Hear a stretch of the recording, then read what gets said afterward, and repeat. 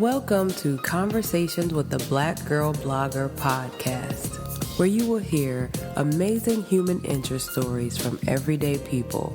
They will inspire you, they will encourage you, and they will help you to overcome all of what you are going through in your life. I am your host, Aisha Morgan, and let's meet today's guest.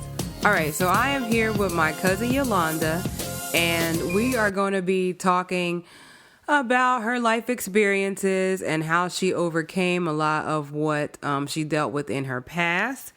I'm going to go ahead and let you introduce yourself, Yolanda, and then we'll get right into our conversation. My name is Yolanda. I had 3 kids and 1 grandson. Okay. And then when you were in school, so high school, what was kind of your life plan for yourself? My life plan? Yeah, like what did you want to do? Did you want to be a chef? Did you want to be a lawyer? Like what was your career goal back then? Back then in school was probably plants. I love working with plants. Okay. And then weren't you in like the culinary program? At like I was too bad to go to one school. So I went to school half a day at Salem County Votech, and the other day I worked at Shalakai. So you had to go to Votech because you were bad? Yeah. So what did you do at Votech? Votech, it was just a trade. It's a trade school. You learn different trades. I learned how to make signs, and then I learned how to cook. I had cosmetology classes. They did it like every cycle. You know what I mean? Oh, okay. Market period. So they changed to a different thing. So when cooking, culinary arts, horticulture, landscapes, I did some classes. I redid them over again. Got it. Okay. So once you got out of college, how long before you had your first baby? I was 26 when I had my daughter. You were 26? Yep. And do you feel like, how do you feel like having a baby changed your life? Oh, I loved my daughter. Oh, she was my world. Felicia was everything I ever had. She meant the world to me, Felicia. And between high school and having her, what type of jobs did you have? I worked for the state of New Jersey. Assistant administrator, CNA, and HSA. I did that type of work for nursing and assistant administrator at Woods Point. Like when they came out of Anchor somewhere, before you went to the world, you stayed in Anchor for a long time. You go to this rest home that taught you how to go back into life, and I worked there. Okay. So then, did you stay at those jobs once you had your daughter? Yes, I did. Okay. I worked up until Felicia was about maybe, I have to say about 8. I got hurt, though. My back was messed up. I messed my back up at that job at the Veterans Home. Okay. So then when you weren't working, how did that change things for y'all? Well, Felicia's father owned Pearson's Construction. So she was never on welfare. I just got food stamps and I lived off my child support. It wasn't bad at all. Okay. So at what point during her childhood did you feel like things started to get a little overwhelming? Oh, boy. Like when my grandparents died. When your grandparents died? Yep. And how did that affect you when that happened? I was like left nowhere to go, nothing to do. You know, I just was left alone. And I ventured off into my own little world. I had took my daughter, and when I couldn't find afford a place for me and my daughter to stay, I asked my sister to take care of her. Until I got my own place, and then my sister went to the Salem County Courthouse and took custody of her. But, you know what I mean? Yeah. Things happen sometimes. And I can't say, then I felt like she took my whole life away from me.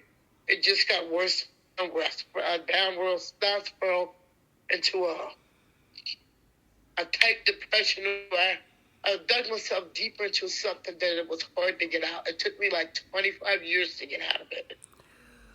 So when your grandmom died, right? Because she was the last one. Right.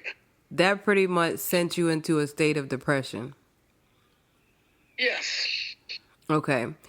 So now your sister's, helping you take care of your daughter, because you just weren't able to, because of your mental state. Where were you at this point? Like, were you just kind of living with friends? Where were you living? I was living in a hotel at first. Okay. Went to the hotel, then I was living with friends and trying to work without no care for my daughter. Okay. So it was hard to juggle everything at one time. I just couldn't do it. So then at this point, you are trying to make it work by trying to overcome your depression on your own, obviously. Did anybody know what you were going through? Now, I'm schizophrenic. I don't talk. And it's like some schizophrenics can sit down and talk to everybody. Me, I'm a loner. I just only have certain people into that part of my life. Private life, just certain people could be there. You know what I mean? But back then, did you know you were schizophrenic? I knew something wasn't right with me, but I never knew exactly what it was. Back in the school days, they kept saying I was emotional disturbed when I was in school. Right. Couldn't go to school the whole day.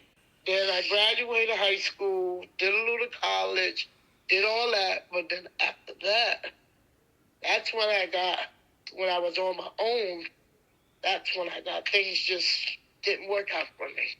It was a little overwhelming to deal with. It was a lot, more than a lot overwhelming to deal with at one time. Yeah. I didn't know. It was just a part of life that, they put you into a little classroom with 2 or 3 students and they tell you this one or that one. And learn if you was in regular classes, this shit, stuff.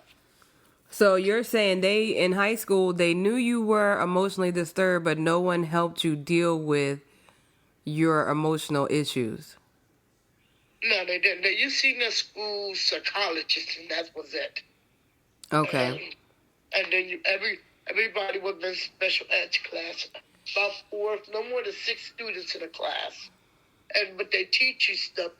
We went on trips, and we did a little bit of here and there. But most of the times it was just as long as you can go to school and behave, you got a point or a star for being behaved and stuff like that. Yeah. So no one was teaching you coping strategies? No. Okay. No. So now you're out on your own. You realize that something is emotionally wrong with you, mentally wrong with you. You're trying to work. You're trying to get yourself together so that your daughter can move back with you. So where do you go from there? Like, what happens? Just got worse and worse. I was a drug addict for one, and it just got worse and worse. I didn't change drugs. I just was on the same drug, and my tolerance for it just got higher and higher. It just wasn't enough, and I couldn't keep getting a job. I couldn't, too busy running. I was also disabled at the time, so I couldn't hold the job down because my back was so messed up. Right. It still is till the day, but I still would walk the streets and stuff for drugs and what I did what I do and to get myself together, you know what I mean? But other than that, it was just hard. It was real hard. So what, I mean, if you don't mind, like, what type of drugs were you on? Just crack cocaine. Okay. Yeah. Were you ever on any other drugs? I used to do pop pills. I used to smoke marijuana, but the hardest thing I ever did was crack. I used to smoke cigarettes. Yeah. So when you first started, doing crack, how did you even get introduced to it?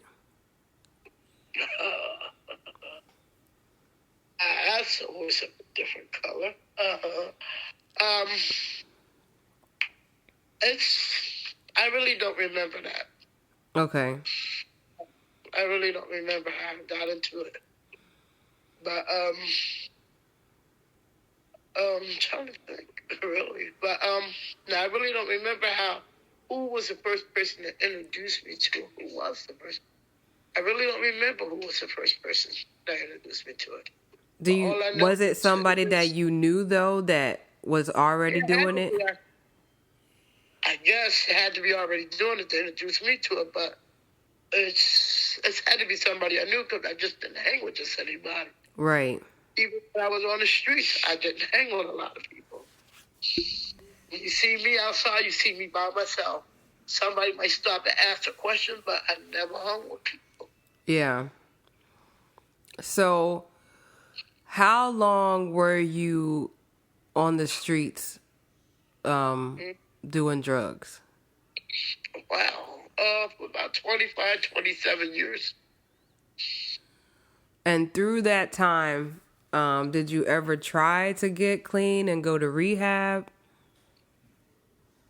Yeah, but it was always, I don't know, I was always only empty. The drugs, I don't know, maybe they kept me company or whatever, or whatever I got out of it. It you know what I mean, kept me out of pain too, because crack numb you up. Yeah. And race you around the world, but you know what I mean, it's not being a drug addict, first of all. It's not what made me stay there. I mean, it's not what I don't even know how to say that. It's not what kept you on the streets. It's the feeling that I'm trying to kill. A person is trying to kill a villain. That's when they're on the drugs. That's what they use drugs for, to kill a villain. Some people do heroin to numb that feeling just as well as do coke. Everybody got their own different take on what drugs they want to do. Yeah. So for you, it was to try to numb that feeling of depression and anxiety and loneliness. Yeah.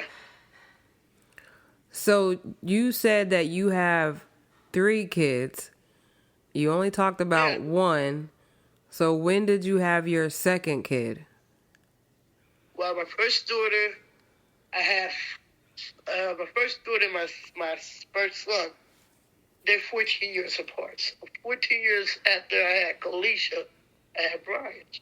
Okay. And 2 years after I had Brian, I had Brandon. So the last two... my sister Miriam. Mm-hmm. And Brian stays with my sister Paula.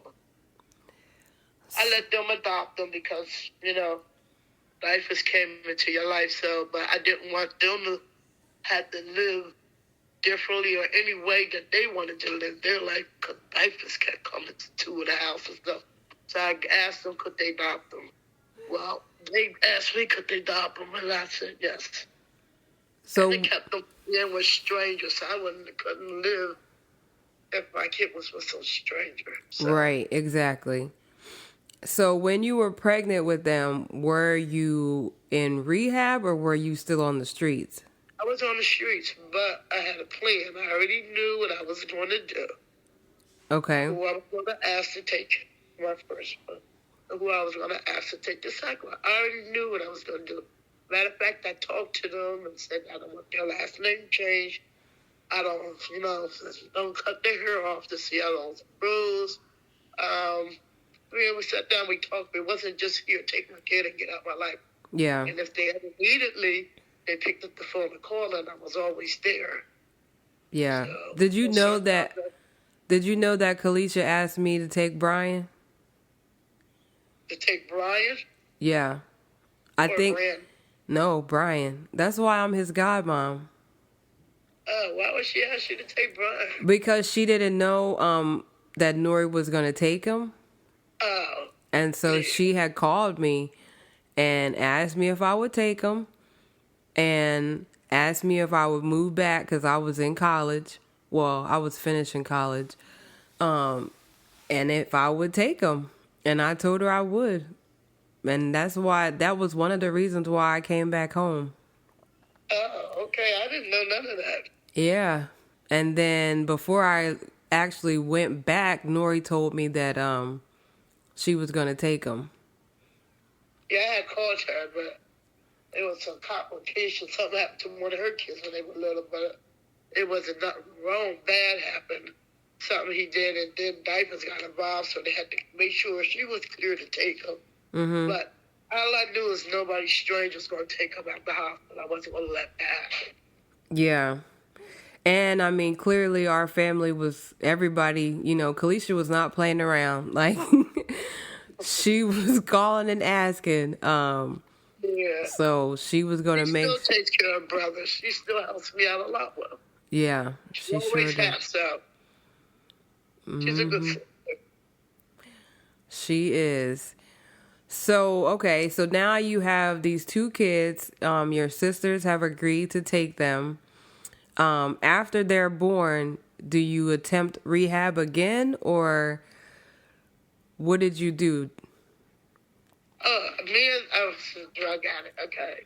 I stayed up for 6 or 7 days at a time and didn't take 1 hour of sleep, not even 15 minutes of sleep. And about my 8th day, when I couldn't see straight, then I would go to either to BJ if he was home or Tyria, Noy, Tishy. And if I could not pay somebody in the crack house to sleep at their house, and I would sleep for like 4 or 5 days. Mm-hmm. So talk to me before I went to sleep was not good. So me and the diapers worker would get into fights. I would cuss them out something fierce. But then after that, you know what I mean? I just fed up with it and I just signed over my parental rights for them to go ahead and adopt them. Yeah. Now, how many times did you attempt to go to rehab? I went to, the first rehab I went to was at Seabrook House. The second rehab I went to was the Seabrook House, but then I prolonged it more, went to a place called the Epiphany House in Asbury Park. Mm-hmm. It was a rehab to go to, but you took the kids with you, and you had diapers there at this place too. You took your kids with you so they got help as well as you did. So I took Alicia, and we was going for 9 months, and I came back, got back on drugs again. It was just a lot of how can I say this? It was a lot of the way I felt, the way people made you feel and stuff. That's what really, I think, kept me out there. Yeah. Trying, like, I want to get clean. What you want to get clean for? You can go out there and use drugs. I need a couple of hours, so I'm hungry. I'm not giving you're going to use it for drugs. Really, sometimes people that need a couple of dollars really need a couple of dollars to eat, you know what I mean? Yeah. They don't get what they can do. And usually when I say I'm hungry, I'm hungry. Yeah. So when you went to the final rehab, like what kind of... Since I have a dual diagnosis? Yeah. I was schizophrenic, who has a psychiatrist. And on top of that, I have a drug problem. So you can't just go to a rehab. I couldn't. And plus, I'm disabled. Mm-hmm. I have oxygen. I have COP. I have a wheelchair. I'm over. I'm blue. I'm 3 times the size as I was when I was on drugs. So I'm a little messed up right now. But if I went anywhere, I have to somewhere where there's a psychiatrist on staff. Somewhere I could take a wheelchair. all the time I had to go sign myself into a hospital who also had crisis in it too. Mm-hmm. You know what I mean? So I went to, it was down there close, about 10 minutes away from New York. That's where my daughter drove me. And I stayed there for, a matter of fact, I came home like 4 days early. Yeah, it was like a hospital, but it was a place where they pissed me off. I didn't want to be in the first place. And then I took telling everybody, if I want to start getting high, I'll start getting high. I don't need a rehab. But to make everybody happy, I would go to all these rehabs. And then I went to that place. I forget what it was called. Bergen something. Mm-hmm. I went there, and then from there, then I went to Atlantic City to somewhere else. And I forget the names of all these places. It's been a while ago. But after that, that was the last rehab I went to. So the last one that you went to, what would you say was the difference? Was it the place or was it you where you decided you didn't want to do drugs anymore? Oh, no. When I came out of that last rehab, I did drugs again. Oh, okay. And, yeah. When I stopped getting high this time, I didn't want to get high no more anyway. It was just the places that I was going. Mm-hmm. So I would have a place to go that nobody got high, so I would get high. But this time I said I called my sister, who called my daughter and my other sister. They all got together. Mm-hmm. And she said, I was in a hospital. And they said, you have to be on oxygen 24 hours. So when I called her and everything, that's what happened. I called her and told her. So she called me back. She said, well, you're going to stay with, and I said, I just need a year. So I stayed with Tishy I stayed with my daughter, but helping Tishy put Brandon and them on the bus. So I wanted to stay with Tishy. Mm-hmm. At Felicia's house on the weekends. So how long ago was this that you, It'll be a year, October the 10th. Okay. So when you were going through this process, like was there a place where you could go for resources, like the Health and Human Service Department or something, where they could help you with therapies or see a psychiatrist or with housing? Or I always kept myself on EA, emergency assistance. Mm-hmm. And it wasn't general assistant at EA because I was schizophrenic. At EGA, they would put you through school, like you had to take classes and teach you how to get a job, go for an interview and stuff like that. I couldn't work, so I was on EA. Okay. So I would get food stamps. So I always had money at the beginning of the month. So I always got a place to go. Like I could always pay somebody stay in their house or whatever. Did they provide any other services? So you got food stamps, but did they give you... Listen, I always dealt with the guidance center. So Okay. I go in there, and then hospital hooked me up with the guidance center where I could go to classes and stuff, and they give you things to help you out with it. Mm-hmm. Like now, we subsidy for them to put me like to help me out with subsidy to like a Section 8 or whatever it is. Okay. For housing? For housing. I got different type of insurance now. But the guidance center helped me get different insurance now that helps me out more with my disabilities.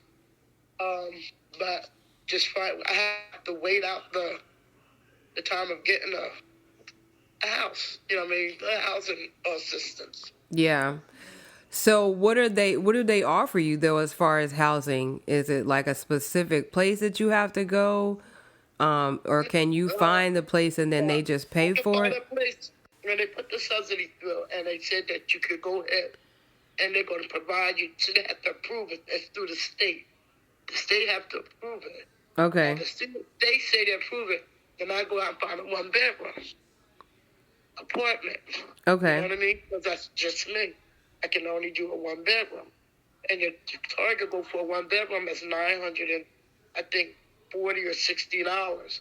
You can't find an apartment over that because you can't afford it. Well, you can afford it, but they're trying to help you pay your electric bill, and they pay you like $600-$700 towards the rent, and the rest you have to pay. Okay. And then they become your payee, and then they take out your money to pay your electric bill, and they take the money if you have a gas bill, pay your gas bill. You got a cell phone, they can pay your cell phone, and then you can get allowance each week, every 2 weeks or once a month. Only thing I know is when they bring the money around for you for you to get allowance, it's a second. Then they take you to the bank to cash it and bring you back home. If you got to go food shopping, they take you to food shopping and stuff like that. Okay. Now, I remember when we went on vacation, you were able to get a wheelchair delivered to our resort. So was that under the same insurance? No, I paid cash for that. Oh, okay. I didn't know if that was like covered under your insurance. Yeah, but see, that Medicaid won't, but the new insurance I have covers me getting wheelchairs and stuff like that, yeah. Okay.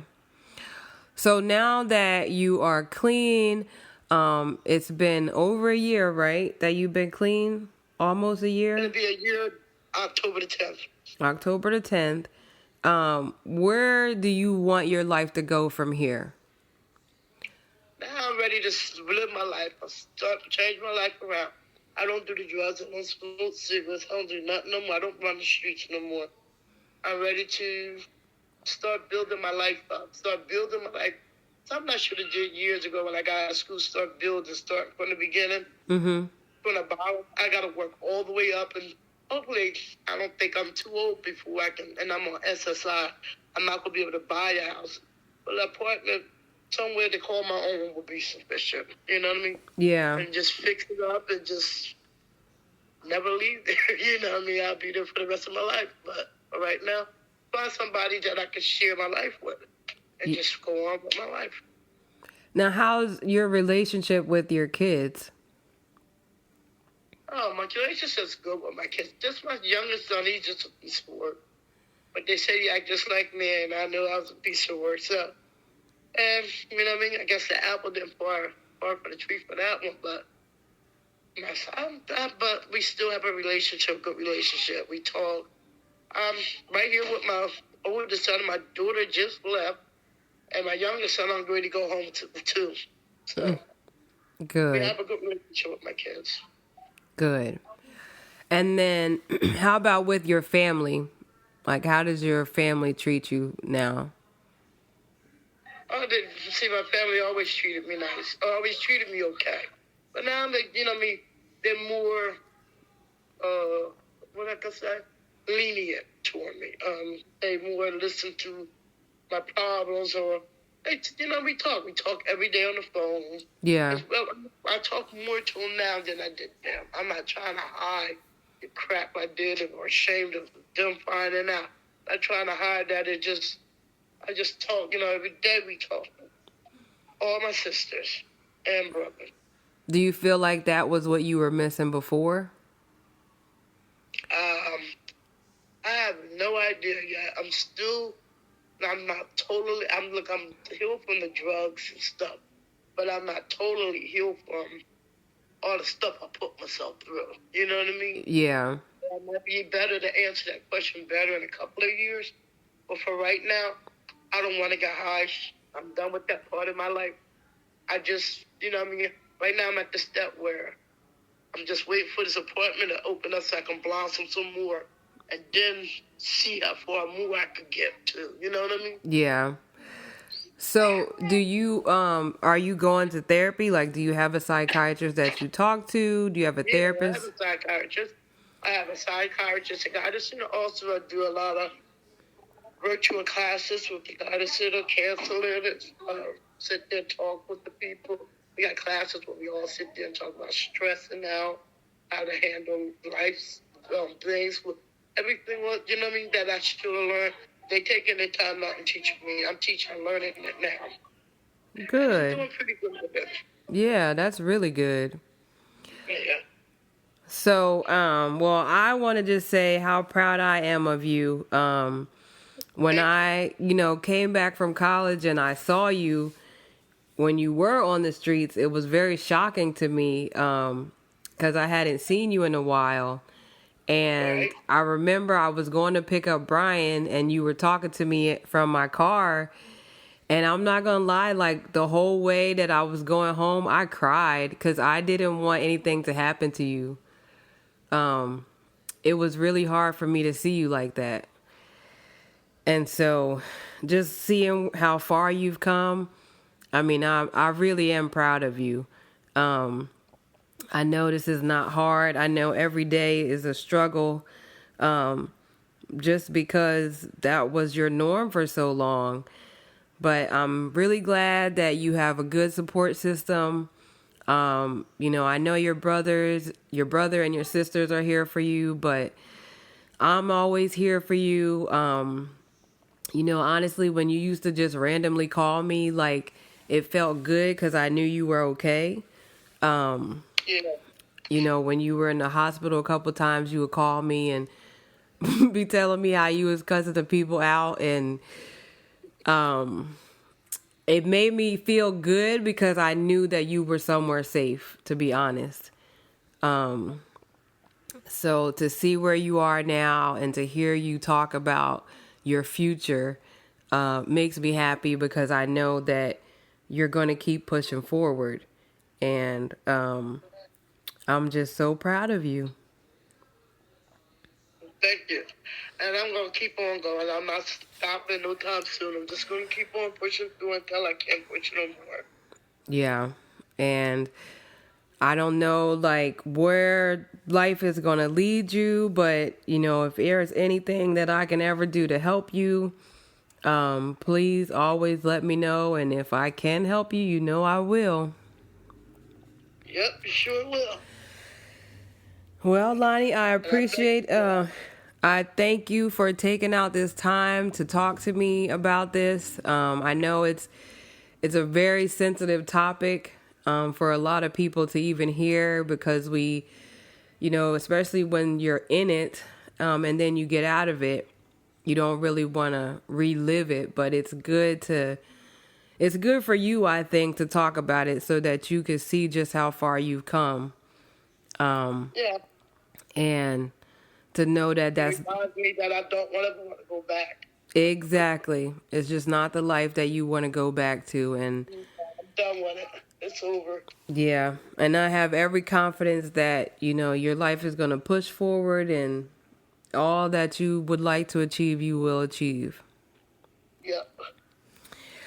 All right. Well, again, thank you for talking to me tonight and have a good night. You too. All right. Love you. Give my baby a kiss. I will. All right. Bye-bye. Bye. And that's a wrap on another amazing episode. I know that you were just as inspired as I was after listening to that conversation. And to let us know how we're doing, don't forget to leave us a review, like, share, and follow the podcast. Also, make sure you follow us on all social media platforms at The Black Girl Blogger and check out our website, www.theblackgirlblogger.com. And the most important step, make sure you share the podcast with someone you know and tell them to share with someone they know. And if you know someone who has an amazing story to tell, or if you yourself would love to tell your story, leave us a message on our website or any of our social media platforms so we can reach out to you and have you on the podcast. Until next time, peace out.